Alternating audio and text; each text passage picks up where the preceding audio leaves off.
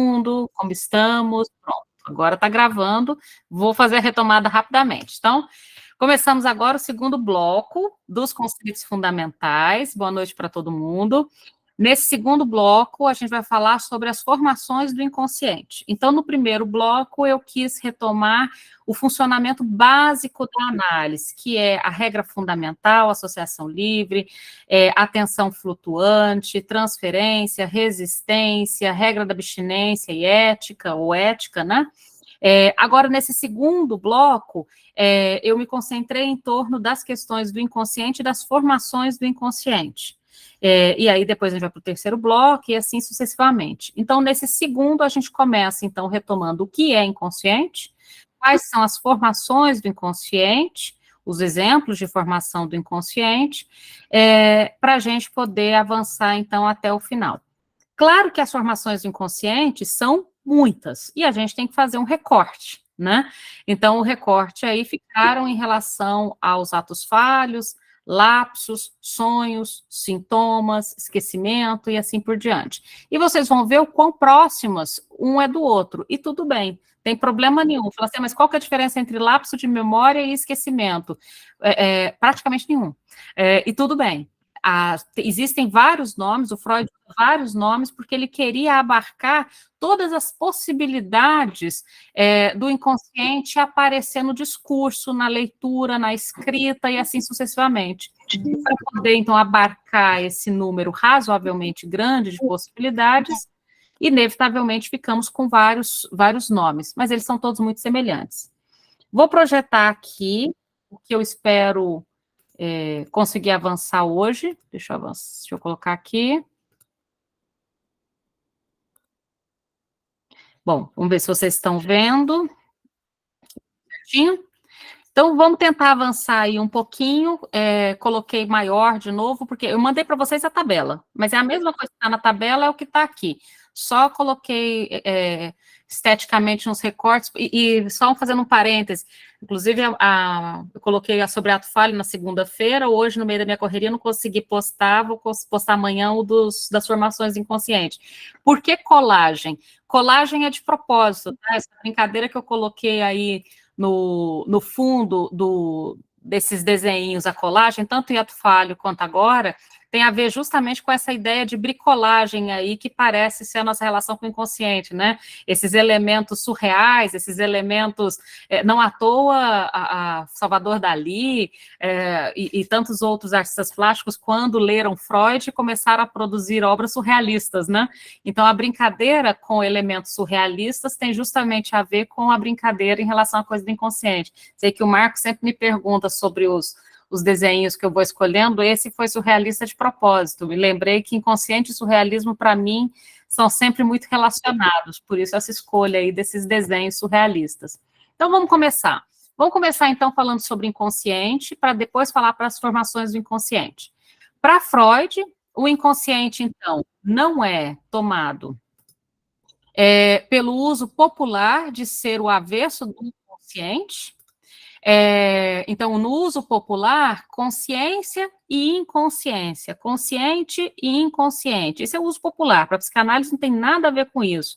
Para a psicanálise é de uma outra ordem. Vamos tentar entender que ordem é essa. O Freud propõe o inconsciente como, em parte, consequência do recalque, mas que supera o conteúdo recalcado. Isso é importante. O conteúdo recalcado é equivalente ao conteúdo inconsciente? Não. O recalcado é uma parte do inconsciente, mas o inconsciente é maior do que o recalcado. Então, é muito importante não confundir conteúdo recalcado com conteúdo inconsciente. O recalcado é uma parte do inconsciente, mas o inconsciente é maior do que o recalcado. O inconsciente é um iceberg muito maior do que qualquer coisa que a gente consiga, de fato, apreender. E aí tem essa citação do Freud, de 1915, que acho que exemplifica bem isso. Tudo que é recalcado tem necessariamente que permanecer inconsciente. Mas queremos deixar claro logo de saída que o recalcado não abrange tudo que é inconsciente.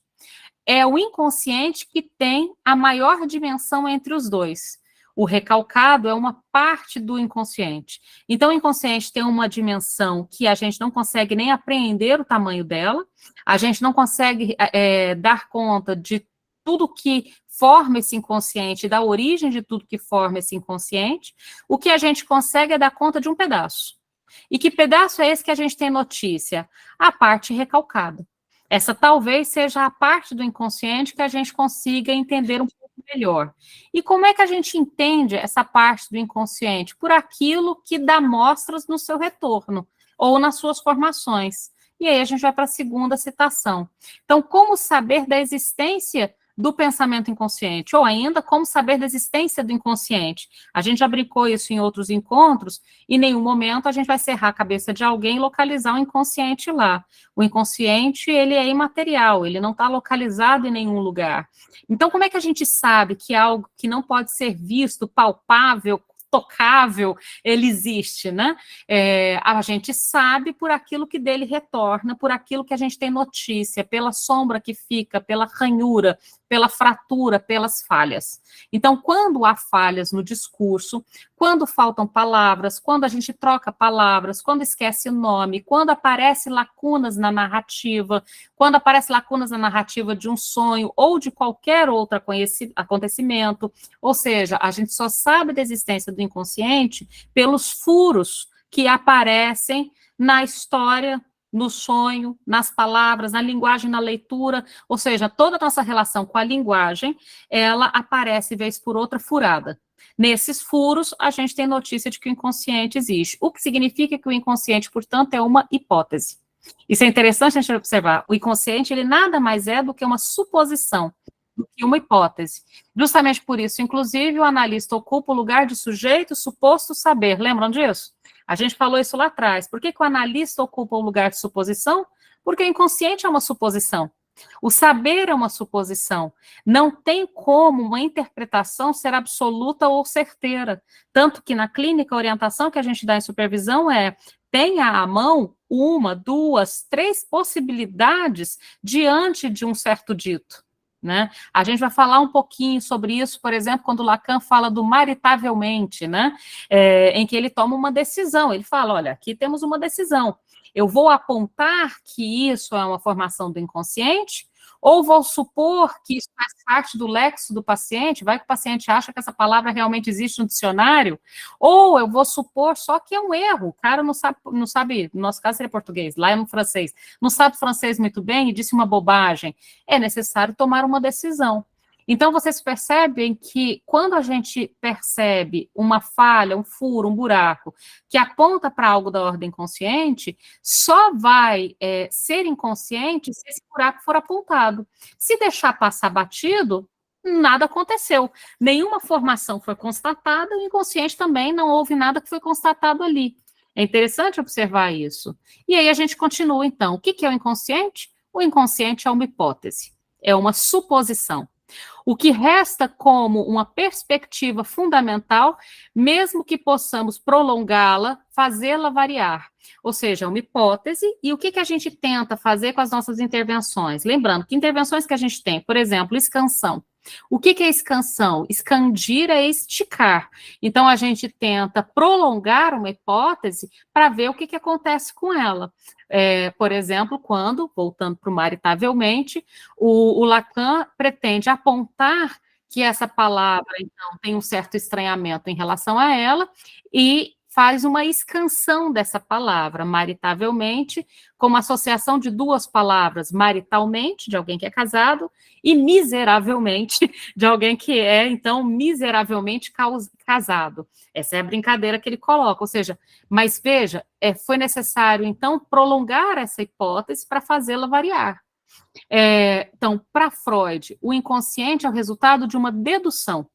Eu deduzo que esse tropeço tem uma intenção por detrás. Eu deduzo que o sujeito esqueceu e esse esquecimento tem uma intenção por detrás. Então, há uma intenção que se deduz de trás do buraco, de trás da falha. Portanto, o inconsciente para o Freud é o resultado de uma dedução.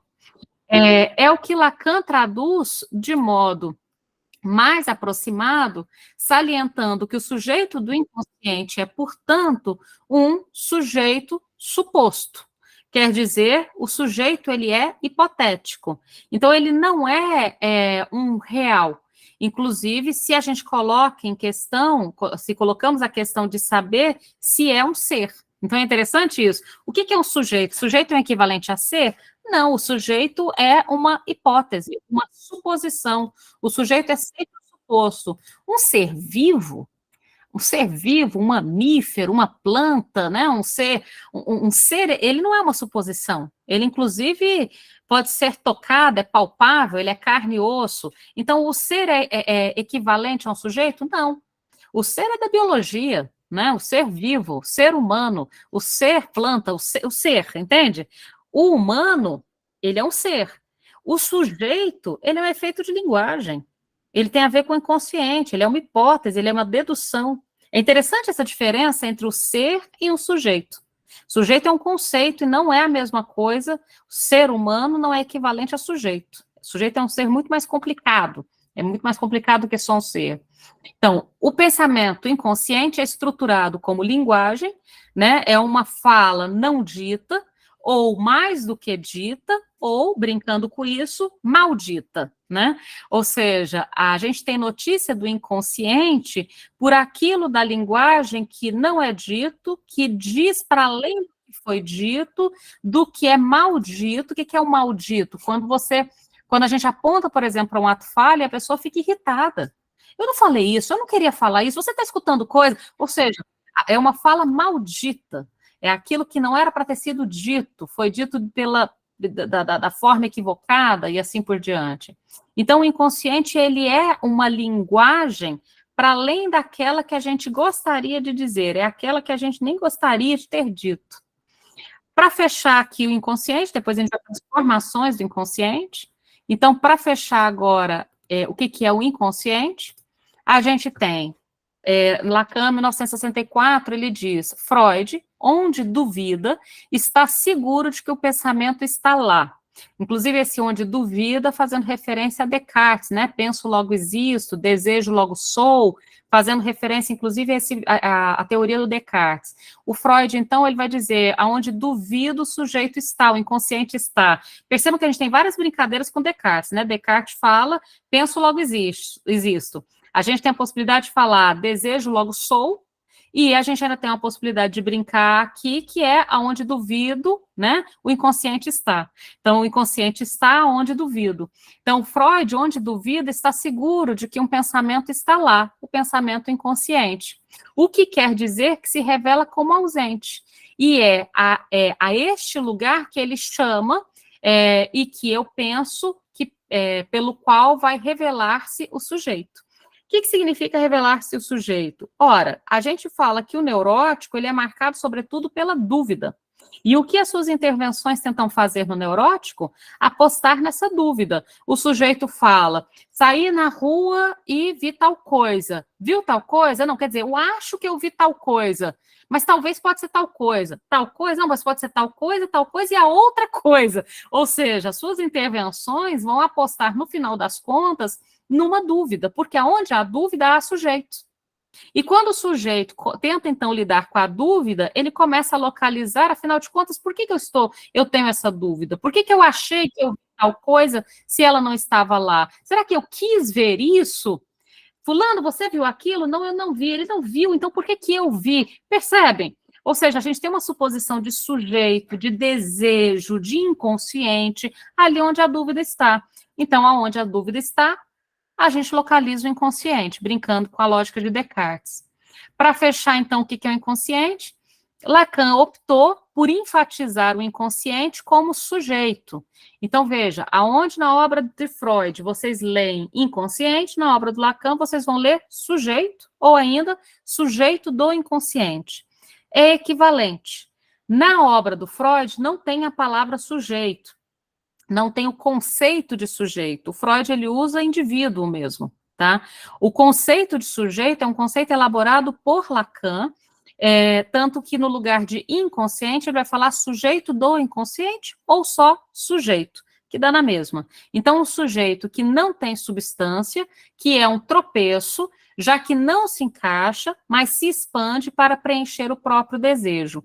Então, o sujeito equivale ao desejo, que equivale ao inconsciente. Conceito inconsciente em Freud, conceito sujeito em Lacan, mas os dois tentando dar conta da ordem do desejo. Afinal, o que é o inconsciente, se não algo que aponta para o desejo? O que é o sujeito, se não algo que aponta para o desejo? Então, é o mesmo conceito com nomes diferentes.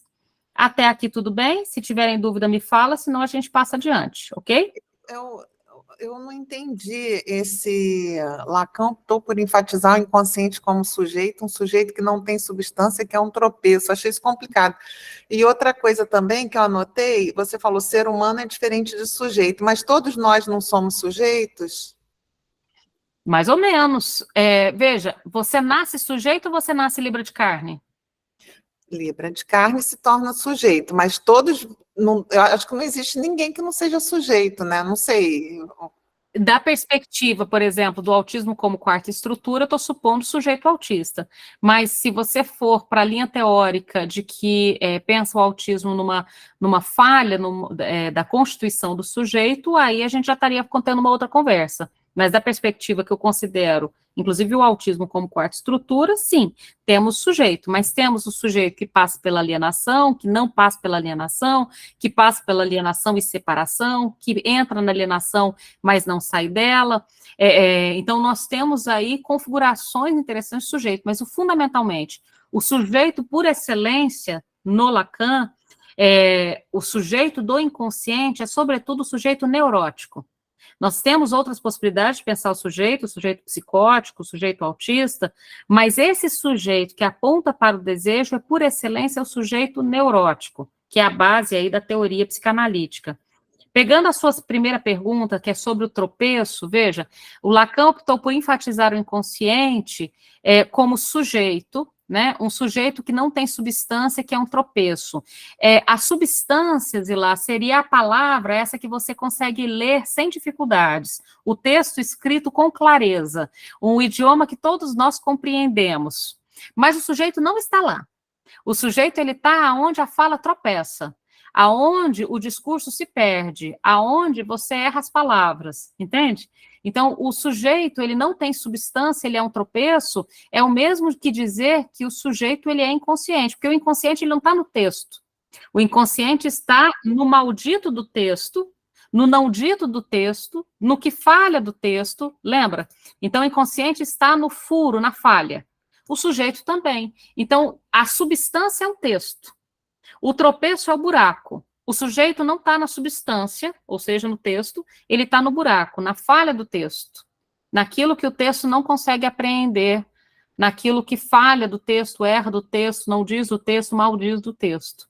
Nesse sentido. Isabela? Sobre isso também, Renata, eu fiquei com uma dúvida. Literalmente, porque a dúvida é o apontamento de que o pensamento está lá. Apontando para o inconsciente também. E quando não há essa dúvida? Isso, por exemplo, a certeza psicótica, entende? Por isso que a gente estava falando... também aponta para o inconsciente, então, no caso. Só que, por exemplo, a certeza aponta para o inconsciente que está a céu aberto. Entendi. É até interessante, por exemplo, a gente tem autores que trabalham com a ideia do inconsciente a céu aberto e tem autores que falam de que na psicose não haveria inconsciente, porque o inconsciente só haveria sob recalque, ou seja, você teria que ter um telhado para dizer que tem alguma coisa escondida debaixo desse telhado. E se está a céu aberto, se está destelhado, é como se, então, o inconsciente sequer existisse. Brincadeiras à parte dessas várias possibilidades, a diferença fundamental aí, Isabela, seria aonde há dúvida, há inconsciente, porque a dúvida aponta para o recalque e o inconsciente para além, uma parte, né, do inconsciente é o recalque, é o conteúdo recalcado, aquilo que está para além disso que foi recalcado. Então, a dúvida aponta para o recalque, que aponta para o inconsciente. Entretanto, a dúvida é uma marca da neurose. Na psicose, você tem a certeza. Tanto na psicose você tem a certeza que a gente não vai fazer intervenções na psicose que apostem na dúvida, ou na ironia, ou no sarcasmo. Por exemplo, quando você tem um adolescente num funcionamento erotomaníaco, mas você faz uma aposta na neurose, por exemplo, a menina fala, todo lugar que eu ando, todo mundo me olha, todo mundo me quer, né? Uma coisa bem erotomaníaca. Se você está fazendo ali na sua escuta uma aposta na neurose, você pode fazer uma pergunta do tipo, Rosana sabe bem que pergunta essa que a gente estava conversando agora há pouco, você pode fazer uma pergunta do tipo, o que você tem de tão especial que todos te olham? E aí a pessoa fala, nossa, é mesmo, né? Estou me achando, kkk. Ou seja, isso tem um efeito, tipo, não é para tanto. Mas, por exemplo, se a coisa é psicótica, ele vai levar a sério. Estão me olhando porque, sei lá, vamos pegar Schreber, né? Eu vou dar origem à próxima espécie. Ou seja, ali onde você joga uma ironia, apostando numa dúvida, ele dobra a cartada na certeza, você recua. Não se trata ali de colocar dúvida, temos uma certeza que ele dobrou a aposta. E significa que se você insistir na dúvida, você vai entrar para a lógica delirante dele. E aí a análise vai se tornar impossível a partir de então, entende? Então, a dúvida aponta para o inconsciente, a dúvida da neurose, sujeito inconsciente é fundamentalmente o sujeito neurótico, que aí já casa com a pergunta da Zilá também. Mônica? Renata, uma vez eu vi uma explicação, assim, né, essa coisa do inconsciente a céu aberto, que eu achei bastante interessante, assim, que o inconsciente é esse lugar meio que caótico, sem organização, por isso, né, por isso que ele é esse tropeço, mas quando ele, vamos dizer assim, quando ele é revelado mediante uma certa estruturação, ele tropeça numa palavra, né, e aí, quando fala-se no inconsciente a céu aberto, eu fico pensando o seguinte, quando ele se estrutura de alguma forma, ainda que seja num delírio, ainda que seja a gente não poderia dizer assim que há algum tipo de contenção, né? Assim, há algum tipo de organização que, então, afastaria um pouco, assim, dessa suposição de um inconsciente, né? Supondo que ele exista, ele seria mais caótico, uma vez que ele se organiza e se apresenta, assim, né? Que você pode localizá-lo, dar palavras para ele, ainda que seja delirante, ele não deixa de ter uma certa qualidade? Não sei se minha pergunta ficou clara. Eu fiquei na dúvida em relação à qualidade. O que seria essa qualidade? No sentido assim, porque quando você... qualidade no sentido de ter forma, de ter uma forma, porque me parece que o inconsciente propriamente dito é um pouco mais caótico, assim, não tem uma... Então, quando ele se agarra... Olha que interessante, Mônica. Vamos pegar Arthur Bispo do Rosário. Esse todo mundo conhece, maravilhoso. Arthur Bispo do Rosário, de algum modo, ele passou, se não me engano, 8 anos da vida dele inventariando o mundo para Deus, né? Ou seja, Deus vai voltar e quando ele voltar, eu tenho que ter realizado esse trabalho de inventariar o mundo para Deus. O que foi inventariar o mundo para Deus, Arthur Bispo do Rosário? Todos os objetos que existem no mundo, ele tinha que bordá-los, escrevê-los, e armazená-los para quando Deus viesse. Não sei se vocês já foram numa exposição, uma vez eu fui na exposição do Arthur Bispo do Rosário, que eram 5 andares de objetos. É uma coisa, né, essa coisa da linha. E aí é interessante, Mônica, enquanto ele estava lá inventariando o mundo para Deus, completamente ocupado deste trabalho de bordar e costurar e nomear e inventariar, algo se organizou. Neste período, por exemplo, isso esse eixo central da lógica delirante organiza.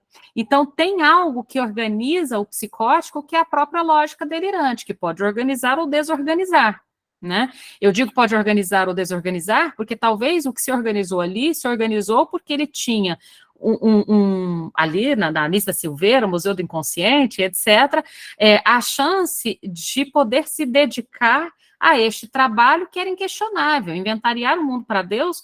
Agora, imagina, Mônica, se alguém aqui, jamais, ninguém nessa sala faria isso, tentasse, então, como tratamento, impedi-lo de inventariar o mundo para Deus. Por que diabos alguém faria isso? Eu não sei, mas nada de útil sairia disso, porque a lógica delirante também organiza o funcionamento, a relação do sujeito com o próprio corpo, com o mundo, com os afetos, Entende? Qualquer coisa diferente disso, talvez levaria ele a um surto, a uma agressividade, a algo impossível. Então, o inconsciente, ele tem uma lógica, e eu vou enfatizar a palavra lógica, porque o Lacan usa muito essa palavra lógica do inconsciente, lógica delirante. Então, na neurose, a gente tem uma certa lógica que faz uma amarração pela via da linguagem, ali no funcionamento do inconsciente. Na psicose, também a gente tem uma certa lógica, mas é uma lógica delirante, né? Ou seja, e a diferença é a lógica do inconsciente, é uma lógica ligada ao desejo, e a lógica da psicose é uma lógica delirada, ligada ao delírio, né? Ali é onde o neurótico fantasia, o psicótico delira, mas nós temos uma certa lógica de amarração, seja pela via da fantasia, seja pela via do delírio, mas ambos criam uma lógica ordenadora. E é interessante isso. Lógica ordenadora, só isso que é minha dúvida. A lógica ordenadora já não é mais o inconsciente. Quando falo inconsciente a céu aberto, me parece que assim, o inconsciente continua a céu fechado. Porque na hora que ele se organiza de alguma forma no delírio, por exemplo, ele já é exposto. E é isso. Mas na hora que, entendeu? Na hora que organiza, assim, no delírio, já não é mais o inconsciente. Não é, você tem razão, A lógica, veja, na fantasia, o Freud fala isso nos escritores criativos do seu devanear, quando ele vai falar da diferença ali do brincar da criança e da escrita do poeta, ele vai apontar que a criança, ela não guarda o jogo, ela mostra o jogo. E por ordem do recalque, à medida que a gente vai avançando nos nossos tempos, né, a gente vai saindo da infância, entrando na idade adulta, a gente começa a esconder o jogo. E o que é esconder o jogo? Né? Esconder o desejo, porque a criança, a gente tem notícias sobre o desejo pelo brincar. À medida que, então, ela brinca, e a gente brinca com ela, a gente tem notícia do desejo, ela expõe o desejo. O adulto, ele vai escondendo o jogo, escondendo o desejo, ou seja, recalcando o inconsciente, né? Recalcando o desejo que vai se tornando conteúdo inconsciente. No caso, então, o fantasiar dá notícias do desejo, mas não o expõe, não o deixa a céu aberto de modo algum. O fantasiar continua inconsciente. Mas no caso do delírio, o delírio ele fica exposto. O delírio ele é uma construção e uma organização exposta. Eu gosto de brincar fazendo a comparação. Eu pego o Arthur Bispo do Rosário para brincar com a lógica do Freud, quando ele fala, por exemplo, que a análise seria mais um processo de esculpir do que de pintar. Você se lembra falando do Leonardo da Vinci? De esculpir, porque a gente tem ali uma pedra e a forma da escultura está lá dentro já. Eu não posso esculpir a pedra do jeito que eu quero, dependendo do jeito que eu bato, eu quebro a pedra inteira, ela vira farelo. Tem alguma coisa que a pedra me permite dar de forma e eu não posso decidir completamente. Então, ele coloca essa questão da análise, com o inconsciente, da lógica da escultura. No caso da psicose, eu brincaria, por causa da Arthur Bispo do Rosário, que tem mais a ver com costura e bordado, né? Então, da neurose seria um esculpir, e na psicose, um colar, costurar, bordar, inventariar, justamente porque ele é exposto. Então, eu tenho um emaranhado de linhas que eu preciso ali ordenar numa certa forma que dê uma sustentação para o sujeito psicótico. A gente vai avançar nas estruturas clínicas lá para frente, vai ficar mais claro, mas quando a gente fala de sujeito, dúvida, inconsciente, estamos falando sobretudo da neurose, sem dúvida da neurose. Aqui na nossa listinha tem o André e depois a Zilá. André? Oi, Renata. Tudo jóia? Tudo bem? Deixa eu te perguntar uma coisa que eu acho que eu sei que ela deve ser um pouco... enfim, não deve ter uma resposta talvez uma só, né? Mas esse lance de ver o sujeito aí como sem substância, para mim tá dentro de uma terminologia ontológica, né? Para mim, substância ali é do ser, né? Enfim... Então, só que você acha que não tem possibilidade da gente ver em Lacan uma ontologia? Eu sei que ele termina o capítulo lá do Seminário 11, falando que a questão é ética e não ontológica, mas existe essa proposta, né, de ontologia negativa, que seria não uma ontologia na terminologia aristotélica, tradicional, que enfim, né, que não utiliza todos os conceitos ali tradicionais, mas de alguma forma que procura ver uma materialidade no inconsciente, né? Que não trata o inconsciente como somente como, sei lá, sinônimo de um significante que só desliza, enfim, né? Queria saber a sua opinião, se você acha que não tem espaço para essa leitura, que eu acho que é um pouco mais interessante, assim, num contexto da obra do Lacan como um todo. Então, essa questão do sujeito ético e não ôntico, né? Essa ideia, então, de não substância, fundamentalmente de apontar, então, o sujeito como efeito de linguagem. Se você pensar bem, André, dá uma materialidade, porque, veja, a linguagem, ela tem verbos, adjetivos, substantivo, a linguagem tem uma estrutura, a linguagem, ela faz metáfora, tem deslocamento metonímico. Então, a materialidade do inconsciente estaria relacionado à própria estrutura da linguagem. Então, dizer que o inconsciente é estruturado como linguagem retira qualquer possibilidade de interpretar o inconsciente como algo metafísico, né? Essa materialidade do inconsciente como linguagem, para mim, é o mais rigoroso que Lacan consegue chegar nessa lógica, entende? Não tanto de uma... eu tenho um pouco de receio da coisa de uma lógica ontológica, de uma certa origem, tenho medo de onde isso vai parar. Então, quando o Lacan propõe, então, de que esse sujeito, ele vai ser um efeito, percebe? Ele diz, ele não é uma origem, ele é um efeito, um resultado, né? O sujeito, portanto, ele é mais resultado do que origem. E nesse resultado, o que há de materialidade do inconsciente? A própria estrutura da linguagem, que, como eu te disse, tem palavras, significantes, metáfora, metonímia e assim por diante. Seria mais nesse sentido, André, mas eu não tenho uma resposta fechada para você. Eu iria até esse momento hoje, mas a gente pode avançar um pouco mais. O que você acha? Tá, joia, obrigado. Zilá? Não, só voltando àquele exemplo que você deu, né, de provocar dúvida, todo mundo olha para mim. Aí você, mas por que você acha que todo mundo olha para mim? E se é o psicótico, qual seria a intervenção, já que você não pode marcar pela dúvida? Tem algum...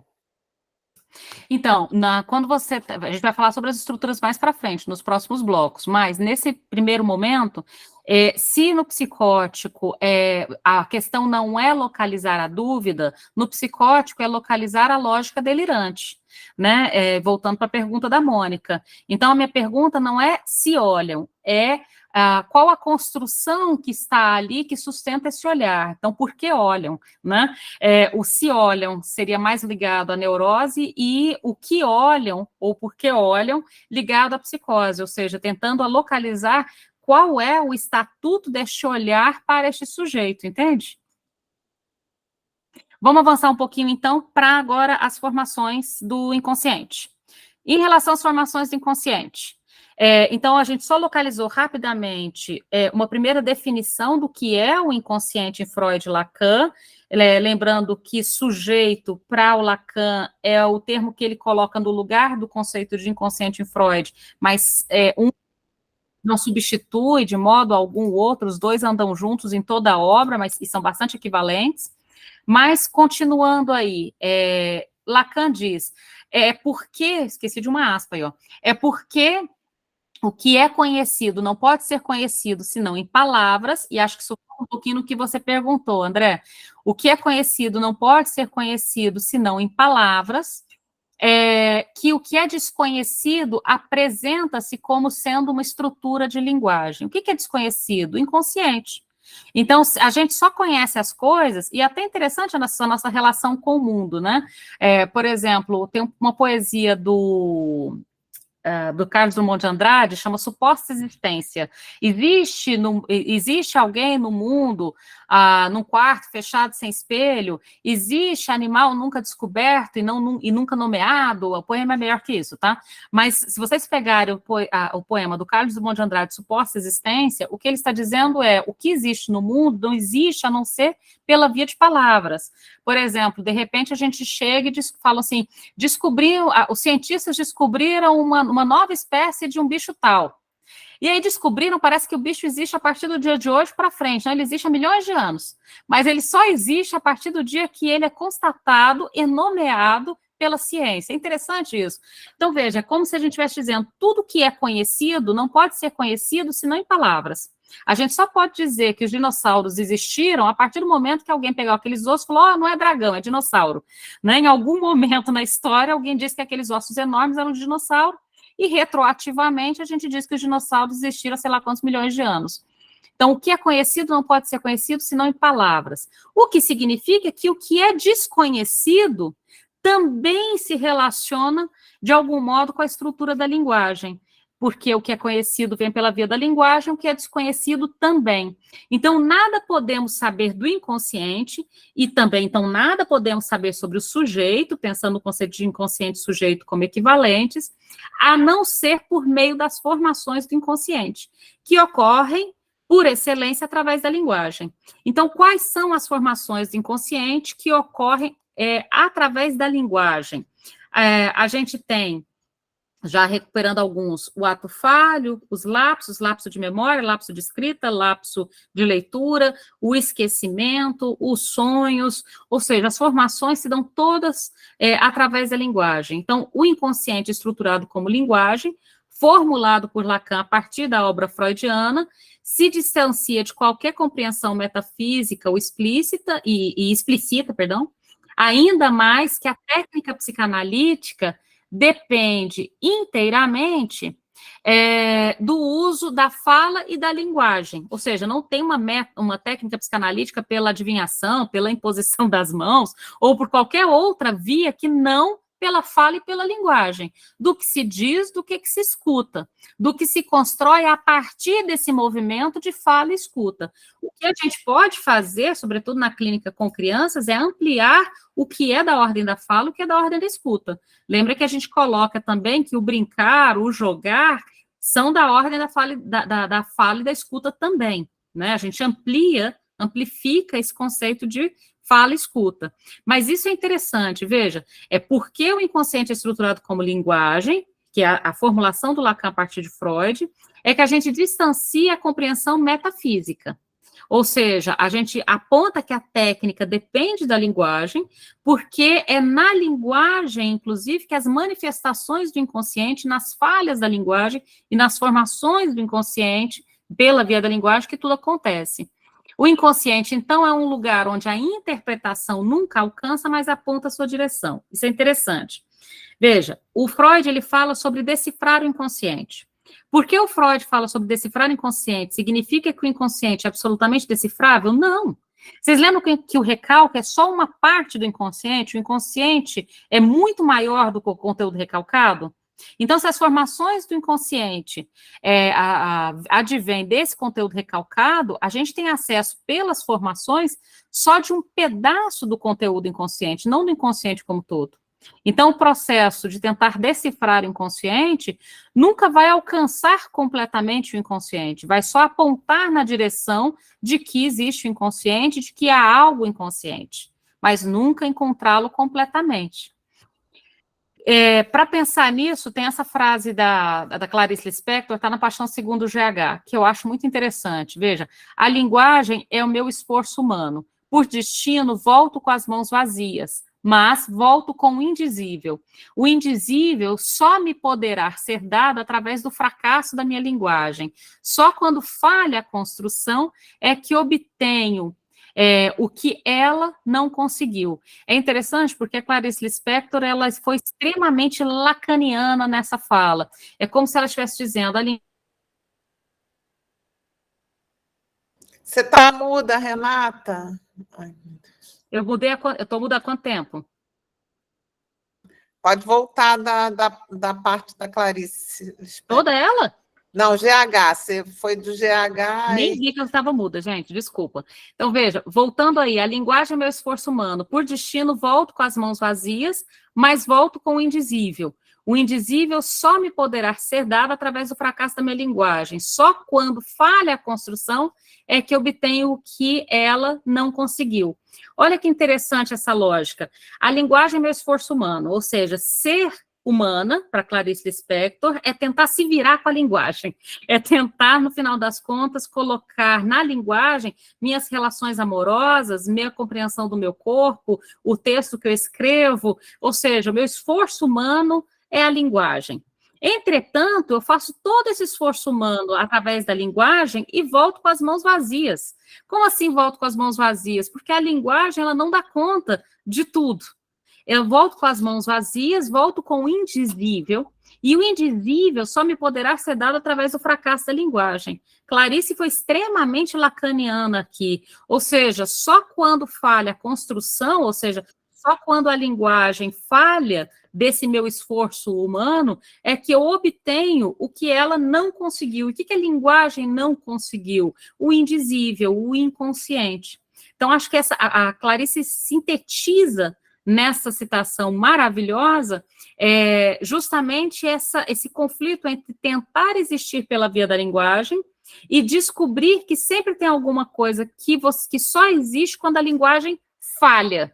Mas para que exista, quando a linguagem falha, é necessário primeiro que exista algo que contorne o que falha, que se dá pela via da linguagem. Daniela, perdão.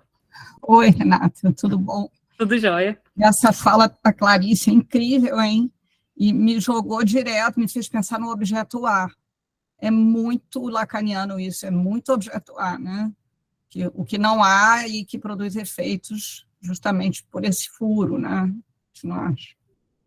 E, na verdade, a obra da Clarice toda, se você pegar a Hora da Estrela, é Lacan puro. Assim, vamos estudar real, a Hora da Estrela. Se você pega a Paixão segundo o GH, essa questão da linguagem e dessa construção do inconsciente, e também algo sobre o feminino ali, que é uma coisa maravilhosa. Mas a obra da Clarice, ela é tão lacaniana, mas tão lacaniana, que ela é até perigosa, tão lacaniana. Tem um livro que publicaram agora, que eu achei muito bonito, que é sobre, eles foram pegando em toda a obra da Clarice, tudo que a Clarice fala sobre palavra, sobre esse esforço de se haver com a palavra, sobre existir através da palavra. Essa organização que fizeram, se não me engano, é da Rocco.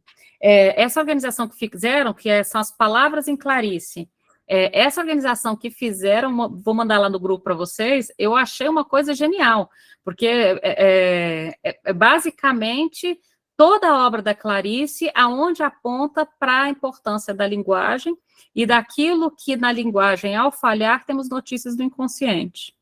Mas ela foi extremamente lacaniana mesmo. Vamos continuar?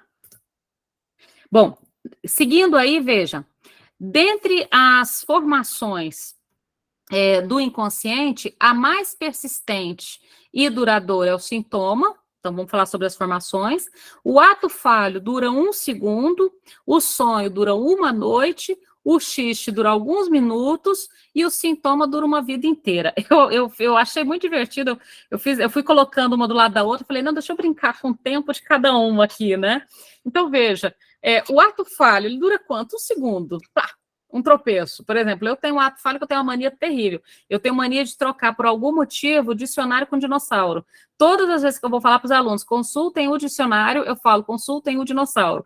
Por algum motivo do universo, eu troco essas duas palavras. Eu tenho algumas palavras específicas que eu troco sempre. E o pior, uma vez que você troca, parece que você fica tentando se esforçar para não errar, e aí que você erra mesmo de novo, né? Então, o ato falho, ele dura 1 segundo.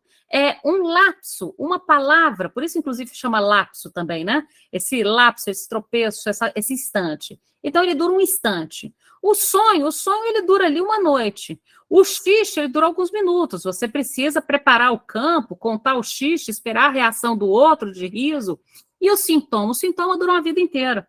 Então, nós temos formações do inconsciente de todos os tempos. E acontecendo ao mesmo tempo. Então, nós temos formações do inconsciente que vão acompanhar o sujeito uma vida toda, por exemplo, o sintoma, e nós temos formações do inconsciente que vão atropelar o sujeito em 1 segundo. Todas as possibilidades de formação do inconsciente, em todos os tempos possíveis, estão aí. Então, Para a psicanálise, pensando agora as várias formações, o sintoma, ele é um retorno do recalcado, lembrando que o sintoma também entra naquela mesma discussão que a gente está fazendo sobre neurose, psicose, o sintoma é algo da ordem do sujeito neurótico. Então, quando a gente fala aí de sujeito, de inconsciente, de sintoma, de desejo, estamos apontando sobretudo, para a neurose. Então, para a psicanálise, o sintoma é um retorno do recalcado. Se o recalque ele é o resultado de um conflito entre o desejo e a censura, em que, não sendo possível nem abrir mão do desejo, nem romper com toda a censura, essa é o conflito. Veja, se fosse possível um dos dois ganharem, não tinha conflito. A gente chama de conflito porque não tem como nenhum dos dois ganharem, nem o desejo é forte o suficiente para superar a censura, e nem a censura é forte o suficiente para aniquilar o desejo. Então, a gente sempre vai ficar nesse conflito de algo da ordem do desejo e da censura.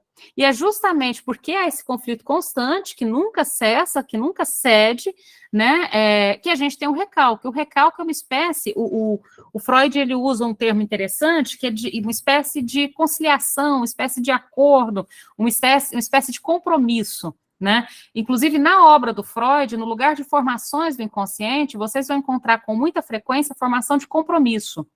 Tá? Então, quando vocês forem pesquisar na obra do Freud sobre formações do inconsciente, procurem esses outros termos. Lá estará também formações do inconsciente, mas estará com mais frequência o termo formação de compromisso. Entende? E o que é formação de compromisso? Formação de compromisso é justamente o recalque. Olha, eu tenho um conflito que não cede. Há o desejo que não cessa de modo algum, a censura que não cessa de modo algum. A formação de compromisso é algo que advém para tentar dar conta desse conflito que não cessa. E o que advém? As formações de compromisso ou as formações do inconsciente.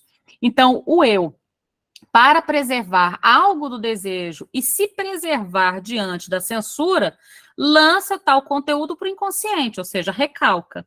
Uma vez o inconsciente, esse conteúdo, ele se esforça para retornar, né? E ele retorna a partir dessas formações do inconsciente, que são aí formações de compromisso, né? Os sintomas, os sonhos, os xistes, os atos falhos, os lapsos, os esquecimentos, ou seja, todas as formas possíveis que esse conteúdo se esforça, tenta retornar, uma vez que ele não foi para o inconsciente de bom grado, né? Foi porque não havia outra possibilidade de preservar o eu.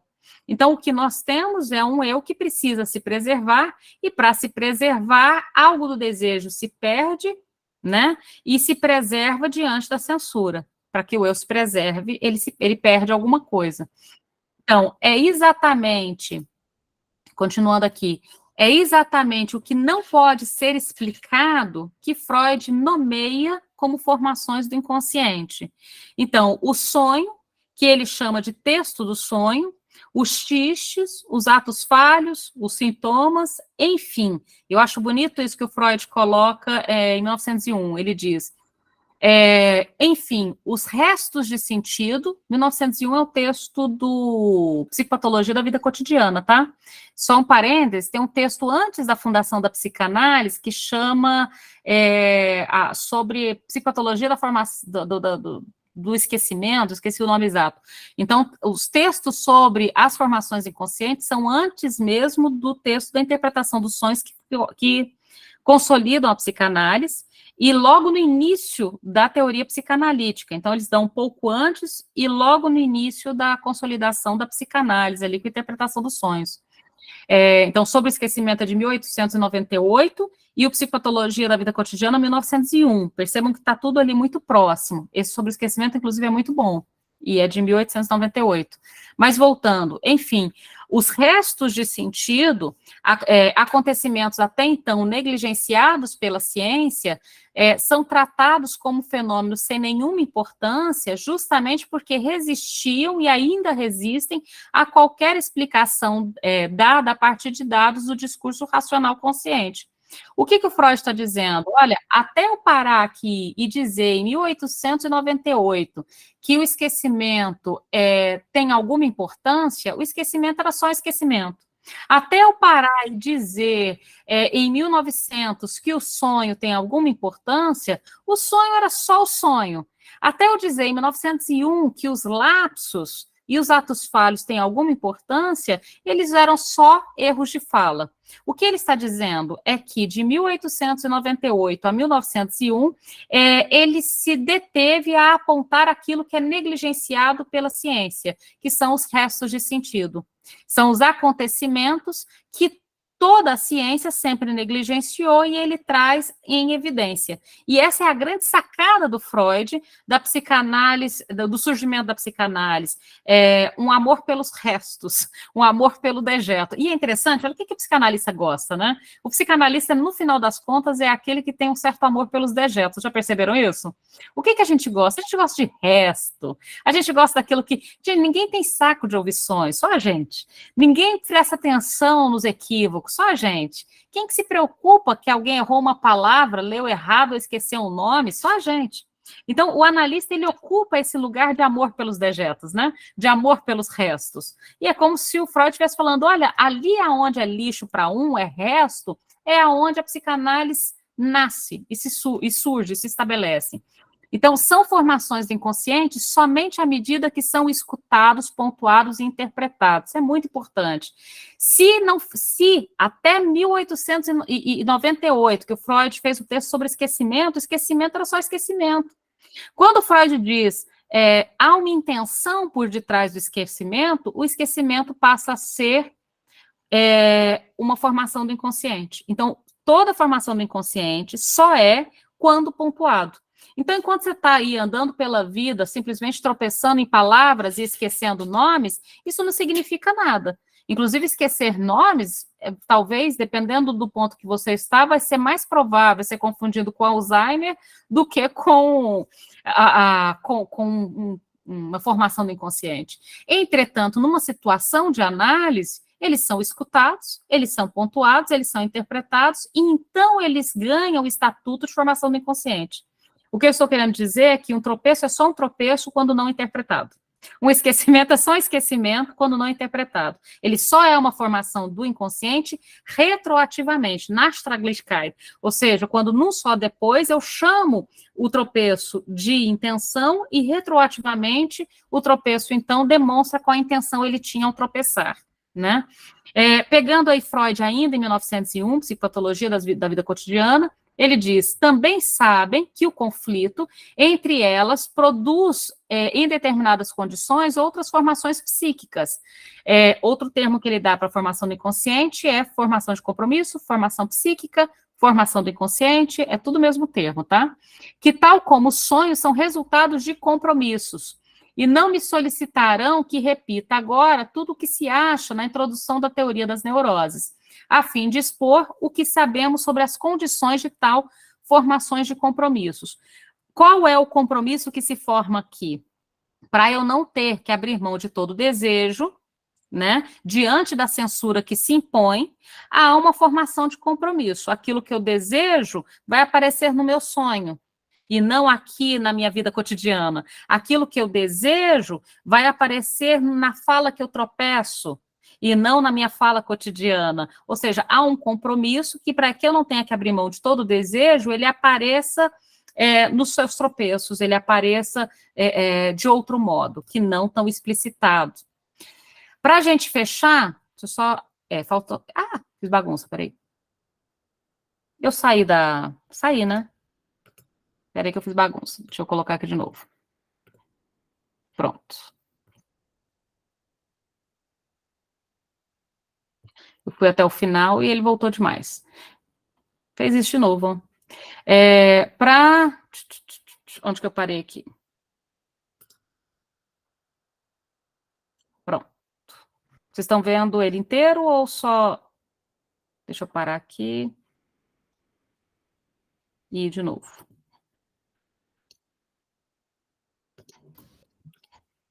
Pronto. Vamos ver agora se ele vai direitinho.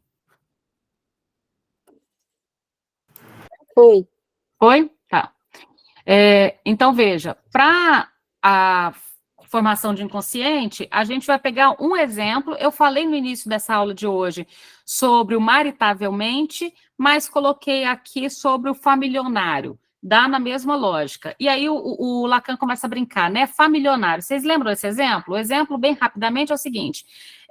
Um cara muito rico tratou de um modo muito educado uma pessoa que, de longe, não era nada perto de ser rica como aquela pessoa muito rica. E aí, quando essa pessoa nada rica foi contar que foi muito bem tratado pela pessoa muito rica, ela disse, ele me tratou de um modo familionário. E aí esse familionário é muito interessante, ou seja, ele me tratou de um modo muito educado, apesar dele ser um milionário, né? Ele me tratou de um modo familiar, de um modo educado, apesar dele ser um milionário. Bom, esse familionário, que obviamente não existe no léxico, não existe no dicionário, esse familionário, Lacan começa a brincar. Será que isso é um ato falho? Será que isso é um ato bem-sucedido? É uma derrapagem? É uma criação poética? Porque, veja, poderia ser uma criação poética, né? As formações do inconsciente, o Lacan diz no seminário 5, que são da mesma lógica das formações poéticas. O Lacan, inclusive, propõe que estudar poesia e as formações poéticas nos deixa mais próximo de compreender as formações do inconsciente. Inclusive, tem um livro que a gente publica agora no começo do ano, eu e o Wesley, sobre as formações do inconsciente e as formações poéticas. Mais perto do lançamento eu falo para vocês. Então, o Lacan propõe no seminário 5 a relação entre as formações do inconsciente e a formação poética. Então, não sabemos. E aí vem a parte que eu falei para vocês de uma decisão. Talvez seja tudo ao mesmo tempo, ou seja, familionário pode ser um ato falho, uma criação poética, uma derrapagem, mas convém nos determos precisamente na formação do fenômeno no plano significante estrito. Ou seja, é necessário tomar uma decisão e se deter nessa decisão. Porque eu tenho certeza disso? Não, tem certeza de nada. É uma decisão que se toma, é uma hipótese que se constrói, é uma possibilidade, é uma suposição. Então, com efeito, como anunciei na última vez, há nisso uma função significante que é própria da tirada espirituosa, como significante que escapa ao código. Isto é, há tudo o que até então se acumulou de formações do significante em suas funções de criação do significado. Aparece algo novo que pode ser concebido como vinculado ao próprio fundamento do que podemos denominar o progresso da língua ou da mudança, mas que requer que, antes de aí chegarmos, detenhamos-nos em sua formação, a fim de situá-lo em relação ao mecanismo formador de significante. O que ele está dizendo com isso tudo aqui? Veja, eu me deparo com o familionário, ou o maritavelmente, eu me deparo com o dinossauro no lugar de dicionário, e assim por diante. É necessário tomar uma certa decisão. A decisão eu vou considerar isso uma mera ignorância, a pessoa sequer sabe que essa palavra não existe no dicionário, ou eu vou considerar uma criação poética. Qual o estatuto que eu vou dar para isso nos diz sobre o funcionamento da análise. Tem um senhorzinho, uma vez, eu já falei isso em algumas aulas para trás, mas eu achei muito interessante, o senhor muito ansioso, e diante dessa ansiedade ele diz, me falta alguma coisa para parar essa ansiedade, mas ao invés de falar, me falta alguma coisa para parar essa ansiedade, ele diz, me falta um recursinho de, como é que é? Um recursinho de minguatoada. Me falta um recursinho de minguatoada. Ou seja, esse recursinho de minguatoada, que seria uma lógica tipo o freio do carro de boi, né? Algo que você puxa e freia, então, para o boi não sair puxando o carro de boi infinitamente. É uma criação poética, é um ato bem-sucedido, é um ato falho, é uma derrapagem, é uma construção. Toma-se uma decisão. Toma-se uma decisão ali do que, para aquele caso, vai produzir, vai situar esse sujeito em relação ao mecanismo formador de significante, porque ele precisou desse significante para dar conta desse sentimento, dessa ansiedade da qual ele se queixa. Para a gente fechar, porque a hora estourou, seminário 5, as formações do inconsciente são justamente acontecimentos de linguagem que aparecem como a falha do discurso racional consciente, que a gente falou lá atrás, né? Então, o inconsciente, ele é uma hipótese necessária para dar conta daquilo que não pode ser explicado pela consciência. Tudo pode ser explicado pela consciência? Não. E o que não pode ser explicado pela consciência? A gente aponta como uma hipótese. E essa hipótese pode ser, então, associada a um saber codificado, né? Que a gente busca lá no grande outro, aquilo que está cristalizado no grande outro, que serve como referência para brincar com essa codificação, decodificação. Seminário 11, a lógica do inconsciente a ser construída a partir desses restos, como eu disse para vocês, esse amor pelos restos, que no processo psicanalítico, então, gosto dessa expressão, fazem buraco na cabeça do sujeito. Como é que a gente faz buraco na cabeça do sujeito? Apontando para a dúvida. Será? Como é que é isso? Apontando para a dúvida, por exemplo, a gente faz buracos na cabeça do sujeito, ou mesmo constituem o sujeito do inconsciente como o próprio vazio de sentido. Por que vazio de sentido?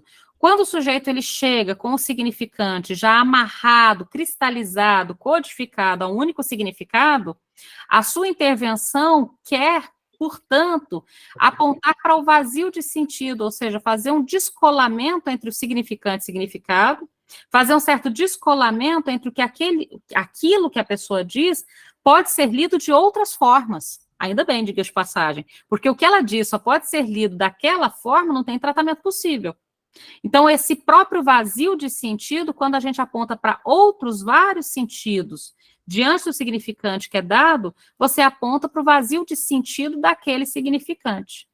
E para fechar, então, as formações do inconsciente, os sonhos é uma delas, têm em comum a propriedade de se diferenciar dos códigos, dos sentidos institucionalizados e autorizados.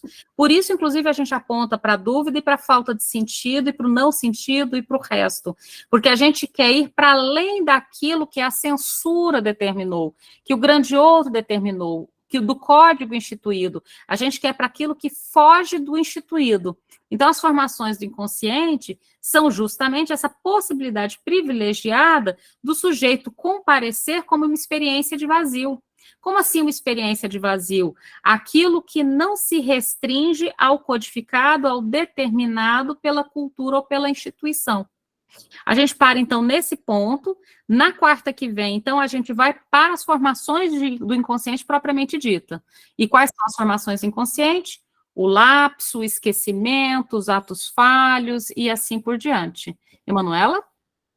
Renata, posso fazer uma pergunta rapidinha? Pode, diga. Você disse que a gente sonha com aquilo que a gente deseja, né, muitas vezes. Mas muitas vezes a gente sonha também com aquilo que a gente tem mais medo de acontecer. Isso seria uma forma de desejo? Manu, olha só, o sonho da notícia sobre o desejo talvez seja um modo mais interessante da gente pensar de que o sonho, ele é efetivamente copia-cola do desejo. O Freud, ele brincava que o sonho é a realização de um desejo, mas nem tudo que você deseja, necessariamente, você gostaria de acessar de um modo calmo e organizado. Pelo contrário, às vezes o desejo aponta para aquilo que é insuportável também. A gente vai falar especificamente sobre o desejo nos próximos encontros. A gente vai começar aí com ato falho, lapso, vamos chegar sobre o sonho, e aí a gente volta da sua pergunta, pode ser? Pode ser, sim. Mas guarde nesse sentido, que o sonho ele dá notícias do desejo, de algo que se realiza do desejo através do sonho, mas isso não necessariamente é bom, pelo contrário, pode ser extremamente angustiante. Gente, boa quarta-feira para todo mundo, beijo. Obrigada. Quarta-feira que vem a gente continua, então, nas formações inconscientes, tá bom? Um abraço para todo mundo. Tchau, tchau. Tchau, tchau. Boa noite. Boa noite, boa noite. Tchauzinho, Tchau, boa noite. Excelente, Muito aula, obrigada. excelente. Parabéns. Boa noite, obrigada. Boa noite para todo mundo, gente.